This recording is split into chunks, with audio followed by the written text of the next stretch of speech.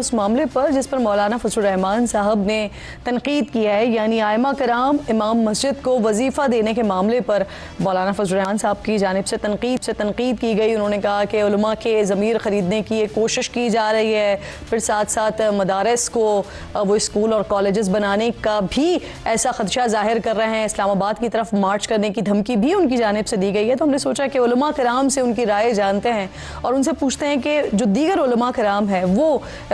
اس بات کو لے کر کیا سوچ رہے ہیں، کس طرح سوچ رہے ہیں۔ حافظ طاہر اشرفی صاحب چیئرمین ہیں جو کہ علماء کونسل کے سب سے پہلے مجھے جوائن کر رہے ہیں، میرے انتہائی معزز مہمان ہیں، میں بے حد شکر گزار ہوں آپ کی۔ حافظ صاحب سب سے پہلے مجھے بتائیے، جو پنجاب حکومت نے فیصلہ کیا ہے 25,000 روپے ماہانہ وظیفہ دینے کا امام مسجد کو، اس پر مولانا فضل الرحمان صاحب بڑی تنقید کر رہے ہیں، کس طرح سے دیکھ رہے ہیں آپ ان کے بیانات کو، اور دیگر علماء اس کو کس طرح سے دیکھ رہے ہیں؟ بسم اللہ الرحمن الرحیم، نحمدہ ونصلی ونسلم علی رسولہ الکریم۔ دیکھیں، گزارش یہ ہے کہ یہ پنجاب حکومت نے، وزیر اعلیٰ نے ایک فیصلہ کیا ہے، مریم نواز صاحبہ نے،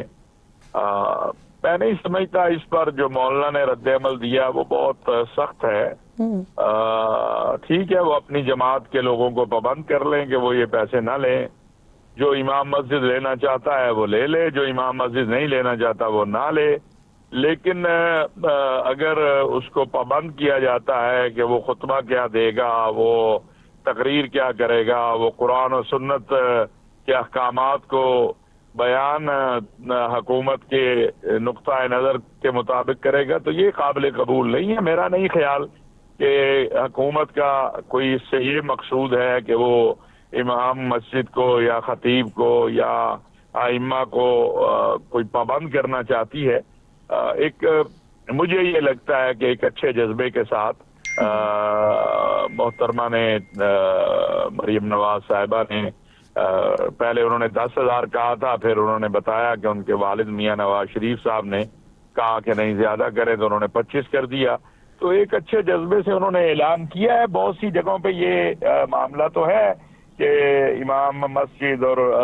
خصوصاً دیہاتی علاقوں میں ان کے لیے مشکلات ہوتی ہیں، لیکن میرا خیال ہے اس کے اوپر، جیسا میں نے شروع میں کہا، کہ یہ مرضی ہے، جو لینا چاہتا ہے لے لے، جو نہیں لینا چاہتا لے لے، اس سے اسلام کو کوئی خطرہ نہیں ہے یار، صحیح سر، مسجد کو کوئی خطرہ ہے۔ علامہ صاحب ویسے ان کی جانب سے، مولانا صاحب کی جانب سے علماء کے ضمیر خریدنے کا تذکرہ بھی کیا جا رہا ہے، اسلام آباد کی طرف مارچ کی وہ دھمکی دے رہے ہیں، پھر اس کے ساتھ ساتھ کئی جگہوں پر وہ بین الاقوامی ایجنڈے کا بھی ذکر کر رہے ہیں اس معاملے کو لے کر۔ میں سمجھتا ہوں ایک تو مولانا نے اس کے خلاف نہیں کہا ہے، وہ مولانا نے دیگر مسائل ہیں جو مدارس کے، جیسے بینک اکاؤنٹ ہیں، رجسٹریشن ہے، اس حوالے سے بات کی ہے، یا کچھ اور چیزیں ہیں، لیکن جہاں تک اس 25,000 کی بات ہے تو کیا ایک امام مسجد قال اللہ قال رسول اللہ پڑھنے پڑھانے والا کا ضمیر اتنا سستا ہے کہ وہ 25,000 میں خریدا جائے گا؟ میں جیسے پہلے عرض کیا کہ یہ مولانا کا اس پر جو رد عمل ہے، یا مولانا نے اس پر جو گفتگو کی ہے، خواہ وہ چناب نگر میں یا ملتان میں، وہ بہت بڑی، اللہ نے ان کو شخصیت بنا دیا ہے، اور وہ شخصیت ہیں، ان کی بڑی جماعت ہے، ان کو اس طرح غصہ نہیں کرنا چاہیے۔ ہم سب ان کا احترام کرتے ہیں، اور مریم نواز کو تو وہ اپنی بیٹی کہتے ہیں، تو کیا بیٹی کے منہ پہ مارا جاتا ہے یا اس طرح ان کی؟ تو یہ چیزیں اچھی نہیں ہے۔ میں سمجھتا ہوں اختلاف ہونا چاہیے، اختلاف کے جو دائرہ کار ہے اس میں ہو تو بہت اچھا لگتا ہے۔ نہ یہ 25,000 کسی قال اللہ و قال رسول اللہ پڑھنے پڑھانے والے کا ضمیر خرید سکتا ہے، نہ اس 25,000 سے کسی قال اللہ و قال رسول اللہ پڑھنے پڑھانے والے کے مسائل حل ہوں گے۔ ایک اچھے جذبے سے اگر انہوں نے اعلان کیا ہے، جو لینا چاہتا ہے بھائی لے لے، جو نہیں لینا چاہتا نہ لے، اس میں اتنی کون سی کوئی قیامت آ جائے گی۔ اور جہاں تک بات ہے پاکستان کے اندر محراب و منبر کی آزادی کی، تو وہ محراب و منبر کی آزادی ہم نے خود اپنی جدوجہد سے برقرار رکھی ہوئی ہے، اور وہ آئندہ بھی برقرار رہے گی۔ نہ اس کو ماضی میں کسی کو سلب کرنے دیا ہے، نہ آئندہ کوئی اس کو سلب کر سکتا۔ اچھا، پھر مولانا صاحب کہہ رہے ہیں کہ اب جب وظیفہ لیا جائے گا تو پھر اس کے بعد ہوگا یہ کہ حکومت اپنی مرضی کے خطبے جو ہے وہ امام مساجد سے کروایا کرے گی، پھر انہیں یو اے ای اور سعودیہ کی مثالیں دی جاتی ہیں، لیکن وہ پاکستان میں ایسا نہیں ہونے دیں گے۔ اگر حکومت خطبات کے موضوعات منتخب کرتی ہے تو اس میں کیا قباحت ہے؟ मैं समझता हूँ ना इस तरह की कोई तजवीज़ है, ना इस तरह का हुकूमत चाह रही है, ना इस तरह हो सकता है। तो जिस चीज़ की बुनियाद भी ना हो, असास भी ना हो, वजूद भी ना हो, मुस्तकबिल में भी ऐसी चीज़ नज़र ना आ रही हो, तो उस पर बहस करके अपना वक्त ज़ाया करने वाली बात है। खुतबात जुमा में क़ाल अल्लाह व क़ाल रसूलुल्लाह ही पढ़ाया जाता है, और जो कोई ऐसी बात करता है जिसमें तशद्दुद हो या फिरका परस्ती हो, उसके खिलाफ ऑलरेडी एक्शन होता है। तो लिहाजा ना मेरा नहीं ख्याल कि किसी भी सतह के ऊपर हुकूमत में ये सोचा जा रहा हो कि जी हम मसाजिद में हुकूमत जो है वो खुतबे अब लिख कर देगी या वो करेगी। मैं समझता हूँ बेवक्त की रागनी है, इसका कोई हकायक से ताल्लुक नहीं है। और मेहराब व मिंबर की जो आज़ादी है, मैंने पहले भी अर्ज किया, ना उसको कोई सलब कर सकता है, ना वो होगी, ना किसी की इस तरफ सोच होगी। इस मुल्क में और बड़े मसले मसाइल हैं, हम उनके हल की तरफ जाए, आगे बढ़े, बजाय इसके कि हम इन छोटी छोटी बातों पे उलझते रहें। बहुत बहुत शुक्रिया आपका अल्लामा ताहिर अशरफी साहब प्रोग्राम में साथ मौजूद हैं। हम भी नाज़रीन आगे बढ़ता, वज़ीर आज़म ने KPK की हुकूमत को पहले भी और अब दोबारा भी मिलकर साथ चलने की पेशकश की है। सुहेल आफरीदी साहब जो कि वज़ीर आला हैं KPK के, खैबर पख्तूनख्वा के, क्या वो इसका मस्बत जवाब देंगे? इमरान खान की रिहाई की कोशिशें अब जो मौजूदा उनकी पाकिस्तान तहरीक इंसाफ की क़यादत है उनकी जानिब से तो उस तरह की नहीं नज़र आ रही हैं, लेकिन जो साबिक़ रहनुमा हैं जो पाकिस्तान तहरीक इंसाफ छोड़ कर जा चुके हैं, अब उनकी तरफ से ये कोशिशें की जा रही हैं। इसी सिलसिले में कुछ मुलाकातें हुई, कल शाह महमूद कुरैशी साहब की मुलाकात हुई फवाद चौधरी से, इमरान इस्माइल से और दीगर से, और फिर उसके बाद अब वो सोच रहे हैं कि PMLN से मुलाकातें करेंगे, पाकिस्तान पीपल्स पार्टी से मुलाकात करेंगे, इसके साथ साथ स्पीकर कौमी असम्बली से मुलाकात होगी और JUIF को भी इन मुलाकातों का वो हिस्सा बनाएंगे, और फिर उसके बाद टेम्परेचर को कम करने की कोशिश की जाएगी। लेकिन दूसरी जानिब इमरान खान का मैंडेट उनके पास नहीं है। दूसरी जानिब जो पाकिस्तान तहरीक इंसाफ की मौजूदा क़यादत है वो कहती है कि ये बिल्कुल इर्रेलेवेंट है क्योंकि इनका हमारी जमात से कोई ताल्लुक़ नहीं है। तो ये किस तरफ मामला सारा जाएगा? फिर इसके साथ साथ सुहेल आफरीदी साहब के हवाले से कल कुछ वीडियोज़ आई हैं सामने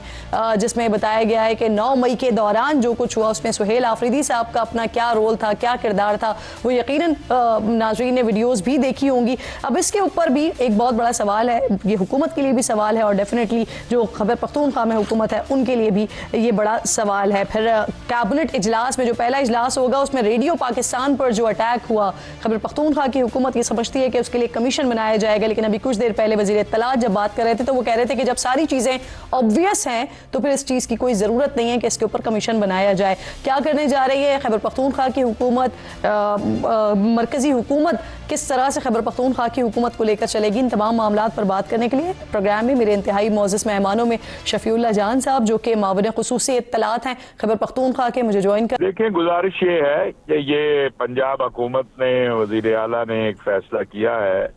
मरियम नवाज साहिबा ने। मैं नहीं समझता इस पर जो मौलाना ने रद्द-ए-अमल दिया वो बहुत सख्त है। ठीक है, वो अपनी जमात के लोगों को पाबंद कर लें कि वो ये पैसे ना लें, जो इमाम मस्जिद लेना चाहता है वो ले ले, जो इमाम मस्जिद नहीं लेना चाहता वो ना ले। लेकिन अगर उसको पाबंद किया जाता है कि वो खुतबा क्या देगा, वो तकरीर क्या करेगा, वो कुरान और सुन्नत के अहकामात को बयान